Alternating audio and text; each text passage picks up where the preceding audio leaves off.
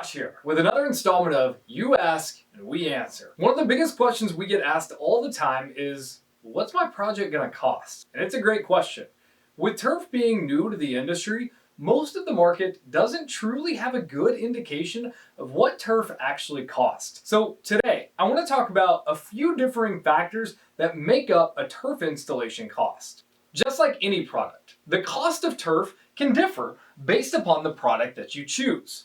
Now, oftentimes when we're looking on Amazon or any other place, we look at products based upon our personal preference, but also performance, and turf is no different. Two things are going to factor into the price of your turf: look, but also performance. Now, when we talk about performance, we're really looking at the drainage factor. So drainage can take on one of two functions. Now, turf, by and large, comes in a hole-punched backing. And in a hole-punched backing, the drainage system is built in based on the holes punched. So water has to find these holes within the turf to drain back into the base and the natural soil.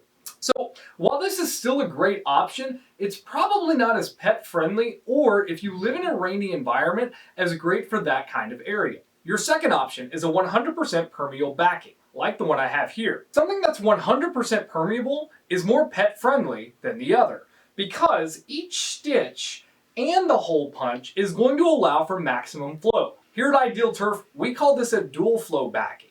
And in a dual flow backing, you're getting the benefit of a 100% permeable backing along with the hole punch system. So that's on the performance side. The second factor that's going to influence the cost of turf is the actual look itself. Now, a few factors go into look. The first is going to be obvious: the color. Do you want something that's whole green, a summer green, a thatch? Thatch meaning there's round thatching in there that gives it more of a natural grass appearance, or are you looking for something that has no thatch in it, so it's all green? So the look and the fibers used is going to make a difference, but also the weight. Think of weight also as how lush the turf is. So your thickness is going to include the amount of fibers that are in that particular product, their height, and their overall thickness of the blade. So those factors are going to go into your turf price. So the thicker the turf, the more expensive it's going to be. The taller the height, the more expensive. The shorter, the lower weight, etc., that can bring the cost of your turf down. So two factors weigh into the actual turf price itself. The first being the performance. What is the backing made of?